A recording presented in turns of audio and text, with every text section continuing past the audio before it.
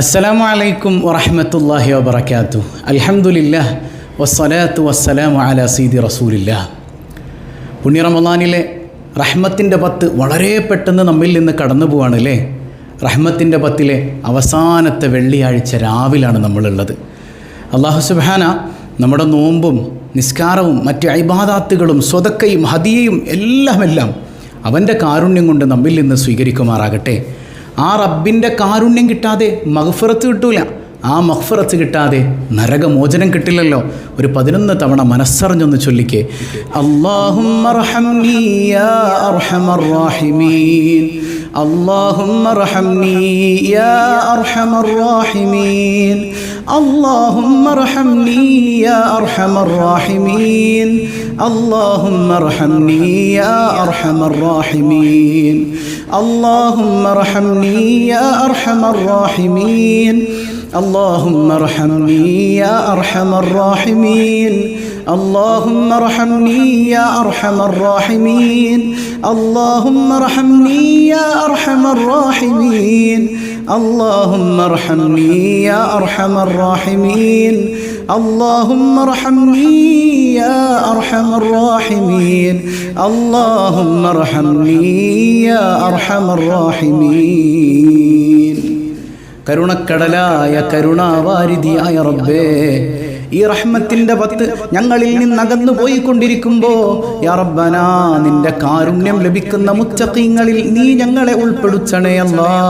നിന്റെ കരുണാ കടാക്ഷം ലഭിക്കുന്നവരിൽ നീ ഞങ്ങളെ ഉൾപ്പെടുത്തണേ ചമ്പുരാനെ. നീ കൈവെടിഞ്ഞാൽ ഞങ്ങൾക്ക് പോകാൻ ഒരിടമില്ല അല്ലാ. അവൻ്റെ റഹ്മത്ത് ലഭിക്കുന്ന മുത്തഖീങ്ങളിൽ കരുണക്കടലായ റബ്ബ് നമ്മെ ഉൾപ്പെടുത്തി അനുഗ്രഹിക്കുമാറാകട്ടെ.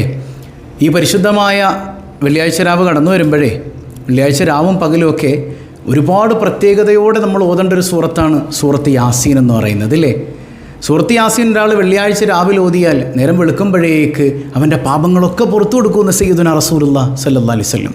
അതുമാത്രമല്ല, നമ്മുടെ വാപ്പായും ഉമ്മായും നമ്മിൽ നിന്ന് മരിച്ചുപോയ ഒരുപാട് ആളുകൾ ഖബറിലുണ്ട്. അവരിങ്ങനെ കാത്തിരിക്കാൻ ഈ പരിശുദ്ധമായ വെള്ളിയാഴ്ച രാവിലും പകലിലുമൊക്കെ എൻ്റെ മക്കൾ എന്താണ് എനിക്ക് വേണ്ടി ഹദിയ ചെയ്യുന്നത് എന്ന് ആഗ്രഹിച്ചിരിക്കണം വാപ്പായും ഉമ്മായും. ഒന്ന് ആലോചിച്ച് നോക്കിയേ, അവരെ നിരാശപ്പെടുത്താൻ പറ്റുമോ? അവർക്ക് സമ്മാനം കൊടുക്കണ്ടേ?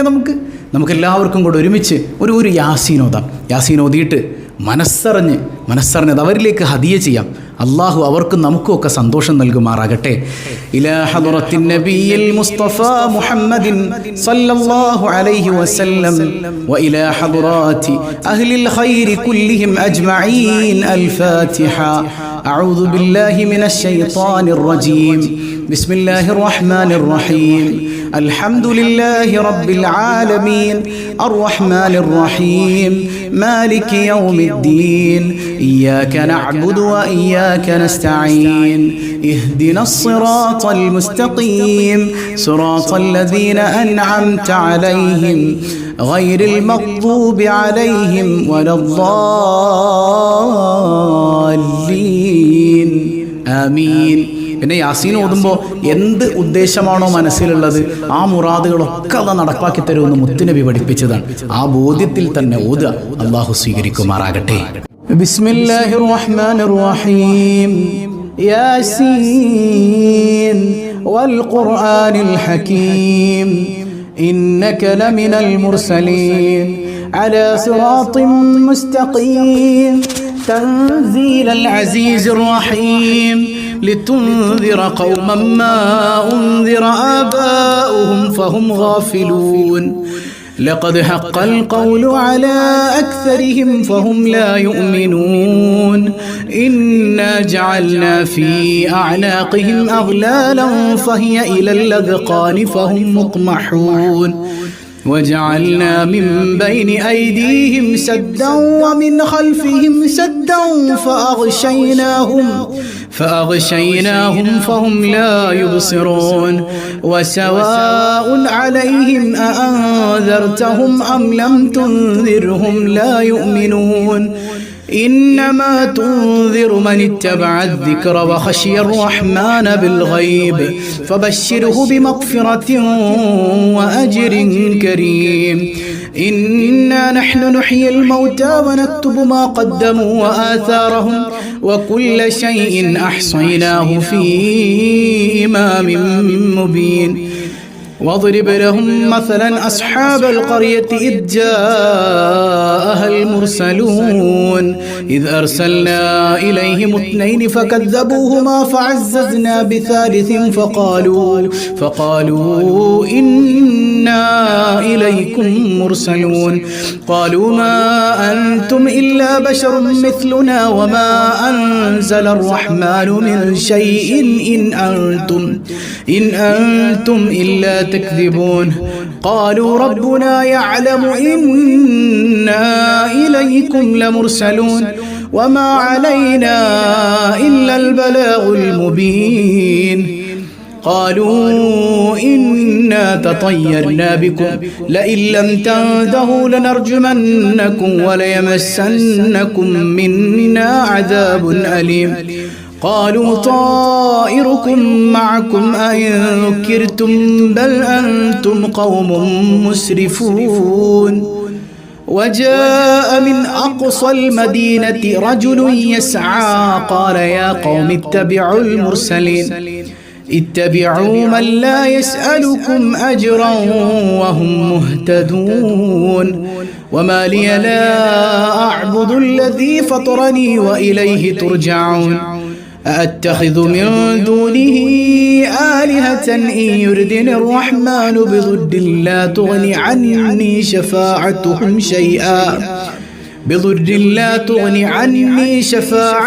شيئا ولا ينقذون إني إذا لفي ضلال مبين إني آمنت بربكم فاسمعون قيل ادخل الجنة قال يا ليت قومي يعلمون بما غفر لي ربي وجعلني من المكرمين وما أنزلنا على قومه من بعده من جند من السماء وما كنا منزلين إن كانت إلا صيحة واحدة فإذا هم خامدون يا حسرة على العباد ما يأتيهم من رسول إلا كانوا به يستهزئون ألم يروا كم أهلكنا قبلهم من القرون أنهم إليهم لا يرجعون وإن كل لما جميع لدينا محضرون وآية لهم الأرض الميتة أحييناها وأخرجنا منها حبا فمنه يأكلون وجعلنا فيها جنات من نخيل وأعناب وفجرنا فيها من العيون ليأكلوا من ثمره وما عملته أيديهم أفلا يشكرون سبحان الذي خلق الأزواج كلها مما تنبت الأرض ومن أنفسهم ومما لا يعلمون وآية لهم الليل نسلخ منه النهار فإذا هم مظلمون والشمس تجري لمستقر لها ذلك تقدير العزيز العليم والقمر قدرناه منازل حتى عاد كالعرجون القديم لا الشمس ينبغي لها أن تدرك القمر ولا الليل سابق النهار وكل في فلك يسبحون وآية لهم أنا حملنا ذريتهم في الفلك المشحون وخلقنا لهم من مثله ما يركبون وإن نشأ نغرقهم فلا صريخ لهم ولا هم ينقذون إلا رحمة منا ومتاعا إلى حين وإذا قيل لهم اتقوا ما بين أيديكم وما خلفكم لعلكم ترحمون وما تأتيهم من آية من آيات ربهم إلا كانوا عنها معرضين وإذا قيل لهم أنفقوا مما رزقكم الله قال الذين كفروا للذين آمنوا أنطعم من لو يشاء الله أطعمه إن أنتم إلا في ضلال مبين ويقولون متى هذا الوعد إن كنتم صادقين ما ينظرون إلا صيحة واحدة تأخذهم وهم يخصمون فلا يستطيعون توصية ولا إلى أهلهم يرجعون ونفخ في الصور فإذا هم من الأجداث إلى ربهم ينسلون قالوا يا ويلنا من بعثنا من مرقدنا هذا ما وعد الرحمن وصدق المرسلون إن كانت إلا صيحة واحدة فإذا هم جميع لدينا محضرون فاليوم لا تظلم نفس شيئا ولا تجزون إلا ما كنتم تعملون إن أصحاب الجنة اليوم في شغل فاكهون هم وأزواجهم في ظلال على الأرائك متكئون لهم فيها فاكهة ولهم ما يدعون سلام قولا من رب رحيم وامتازوا اليوم أيها المجرمون ألم أعهد إليكم يا بني آدم ألا تعبدوا الشيطان إنه لكم عدو مبين وأن اعبدوني هذا صراط مستقيم ولقد أضل منكم جبلا كثيرا أفلم تكونوا تعقلون هذه جهنم التي كنتم توعدون اصلوها اليوم بما كنتم تكفرون اليوم نختم على أفواههم وتكلمنا أيديهم وتشهد أرجلهم بما كانوا يكسبون ولو نشاء لطمسنا على أعينهم فاستبقوا الصراط فأنى يبصرون ولو نشاء لمسخناهم على مكانتهم فما استطاعوا مضيا ولا يرجعون ومن نعمره ننكسه في الخلق أفلا يعقلون وما علمناه الشعر وما ينبغي له إن هو إلا ذكر وقرآن مبين لينذر من كان حيا ويحق القول على الكافرين أولم يروا أنا خلقنا لهم مما عملت أيدينا أنعاما فهم لها مالكون وذللناها لهم فمنها ركوبهم ومنها يأكلون ولهم فيها منافع ومشارب أفلا يشكرون واتخذوا من دون الله آلهة لعلهم ينصرون لا يستطيعون نصرهم وهم لهم جند محضرون فلا يحزنك قولهم إنا نعلم ما يسرون وما يعلنون أولم يرى الإنسان أنا خلقناه من نطفة فإذا هو خصيم مبين وضرب لنا مثلا ونسي خلقه قال من يحيي العظام وهي رميم قل يحييها الذي أنشأها أول مرة وهو بكل خلق عليم الذي جعل لكم من الشجر الأخضر نارا فإذا أنتم منه توقدون أوليس الذي خلق السماوات والأرض بقادر على أن يخلق مثلهم بلى وهو الخلاق العليم إنما أمره إذا أراد شيئا أن يقول له كن فيكون ഫസുബ്ഹാനല്ലദീ ബിയദിഹി മലകൂതു കുല്ലി ശൈഇൻ വഇലൈഹി തുർജഊൻ. അൽഹംദുലില്ലാഹ്. കരുണക്കടലായ റബ്ബേ, ഞങ്ങൾ പാരായണം ചെയ്ത യാസീൻ സൂറത്ത് നീ സ്വീകരിക്കണേ അല്ലാഹ്. അതിന്റെ ബറക്കത്ത് കൊണ്ട് ഞങ്ങളുടെ മനസ്സിലുള്ള മുറാദുകൾ നീ ഹാസിലാക്കണേ അല്ലാഹ്. ഞങ്ങളിൽ നിന്ന് മരണപ്പെട്ടു പോയ ആരെല്ലാം ഉണ്ടോ എല്ലാവരുടെയും ഖബറിടം നീ വെളിച്ചമാക്കണേ അല്ലാഹ്. ഖബറിൽ സന്തോഷം നൽകണേ അല്ലാഹ്, സമാധാനം നൽകണേ അല്ലാഹ്. നീ കൈവെടിയല്ലേ അല്ലാഹ്. മനസ്സിലുള്ള മുറാദുകളെല്ലാം നീ ഹാസിലാക്കണേ അല്ലാഹ്. നിന്റെ കാരുണ്യം ലഭിക്കുന്ന മുത്തഖീങ്ങളിൽ നീ ഉൾപ്പെടുത്തണേ അല്ലാഹ്. പടച്ചോന്റെ കാരുണ്യത്തിന്റെ 70 കവാടങ്ങൾ തുറക്കപ്പെടാനുള്ള സ്വലാത്ത് ഏതാ? നമ്മൾ ഇന്ന് സ്വഭാവലേറിൽ പഠിച്ചിരുന്നു. നമുക്കേറെ സുപരിചിതമായ സ്വലാത്ത് അല്ലേ സ്വല്ലല്ലാഹു അലാ മുഹമ്മദ് സ്വല്ലല്ലാഹു അലൈഹി വസല്ലം. അത് ഹദിയ ചെയ്ത നമ്മുടെ മാതാപിതാക്കൾക്ക് പോലും ഖബറിൽ സന്തോഷാണെന്നാണ്. ഖബറാളികൾക്ക് പോലും സന്തോഷം ലഭിക്കും. അള്ളാന്റെ 70 കാരുണ്യത്തിന്റെ കവാടം തുറന്നു തരൂ എന്ന് പറയുമ്പോൾ നമ്മുടെ എല്ലാ സങ്കടങ്ങളും അലിഞ്ഞു പോകാൻ അതുപോലെ പോരെ. ഒന്ന് മനസ്സറിഞ്ഞ് കുറച്ച് ചൊല്ലിക്ക്. സ്വല്ലല്ലാഹു അലാ മുഹമ്മദ് സ്വല്ലല്ലാഹു അലൈഹി വസല്ലം. സ്വല്ലല്ലാഹു അലാ മുഹമ്മദ് സ്വല്ലല്ലാഹു അലൈഹി വസല്ലം. സ്വല്ലല്ലാഹു അലാ മുഹമ്മദ് സ്വല്ലല്ലാഹു അലൈഹി വസല്ലം. സ്വല്ലല്ലാഹു അലാ മുഹമ്മദ് സ്വല്ലല്ലാഹു അലൈഹി വസല്ലം. സ്വല്ലല്ലാഹു അലാ മുഹമ്മദ് സ്വല്ലല്ലാഹു അലൈഹി വസല്ലം.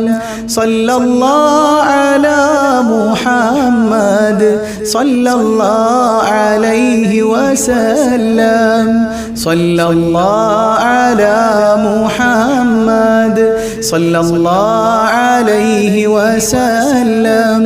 സ്വല്ലല്ലാഹു അലാ മുഹമ്മദ് സ്വല്ലല്ലാഹു അലൈഹി വസല്ലം.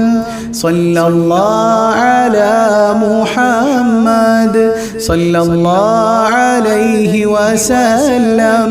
സ്വല്ലല്ലാഹു അലാ മുഹമ്മദ് യാ റബ്ബി സ്വല്ലി വസല്ലിം.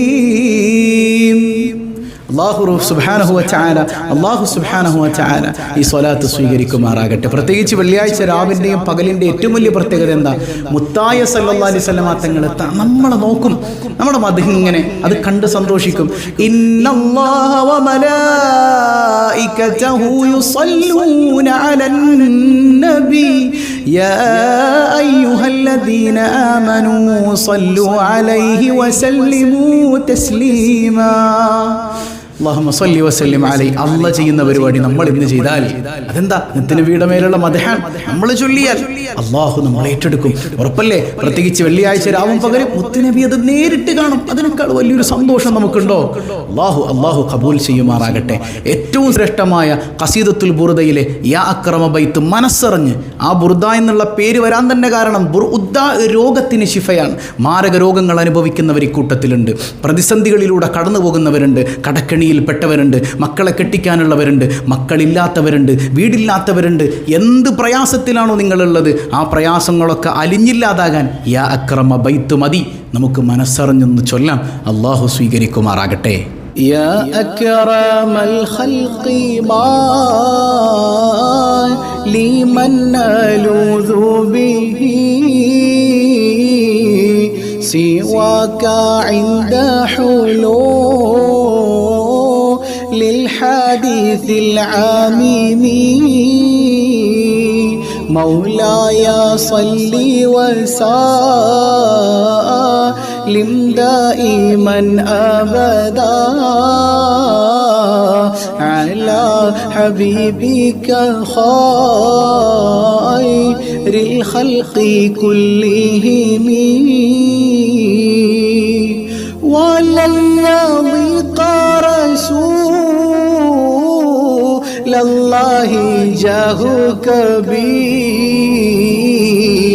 إذا الكريم تحالى باسمي منتقمي مولاي صل وسلم دائما أبدا على حبيبك خير الخلق كلهم فإن من جودك دنيا وضرتها ومن علومك علم اللوح والقلم مولاي صل وسلم دائما أبدا على حبيبك خير الخلق كلهم يا نفس لا تقنطي من زلة عظمات إن الكبائر في الغفران كالأمام مولاي صل وسلم دائما أبدا على حبيبك خير الخلق كلهم لعل رحمة ربي حين يقسمها تأتي على حسب العصيان في القسم مولاي صل وسلم دائما أبدا على حبيبك خير الخلق كلهم يا ربي واجعل رجائي غير منعكس لديك واجعل حسابي غير منخرم جل مولاي صل وسلم دائما أبدا على حبيبك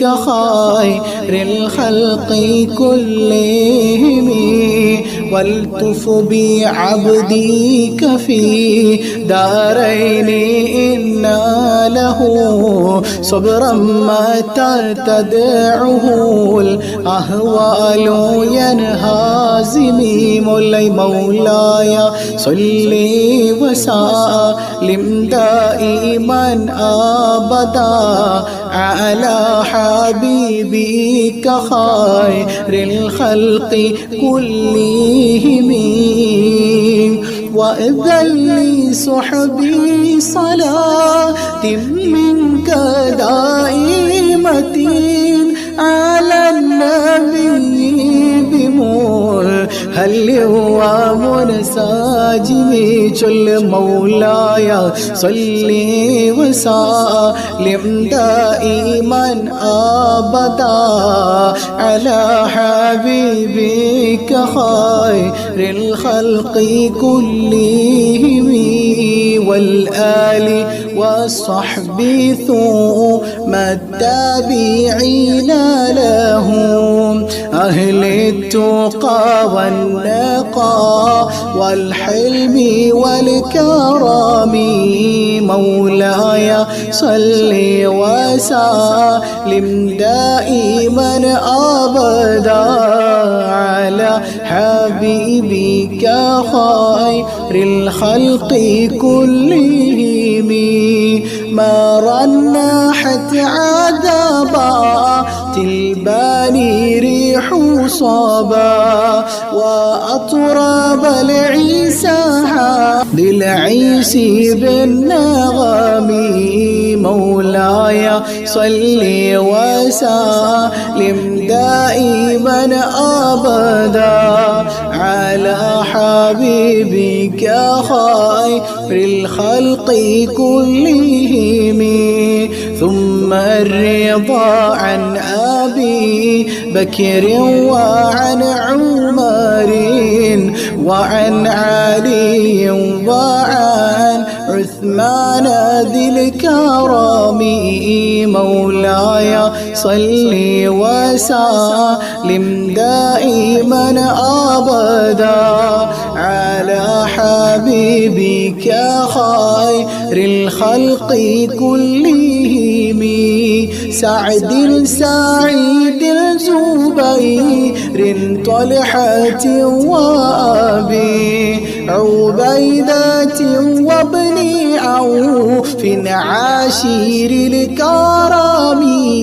مولاي صل وسلم دائما أبدا على حبيبك خير الخلق كلهم يا ربي بالمصطفى بلغ مقاصدنا واغفر لنا ما مضى يا واسع الكرم يا ربي بالمصطفى بلغ مقاصدنا واغفر لنا ما مضى يا واسع الكرم يا ربي بالمصطفى بلغ مقاصدنا واغفر لنا ما مضى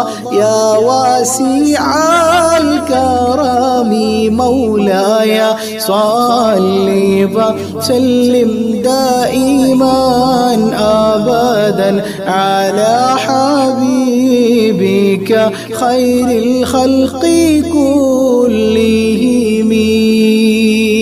അൽഹംദുലില്ലാ, അള്ളാഹു കബൂൽ ചെയ്യുമാറാകട്ടെ. അപ്പോൾ ഈ അക്രമബൈത്തിൻ്റെ ബറക്കത്ത് കൊണ്ട് നമ്മുടെ മനസ്സിന് സമാധാനം നൽകി അനുഗ്രഹിക്കട്ടെ.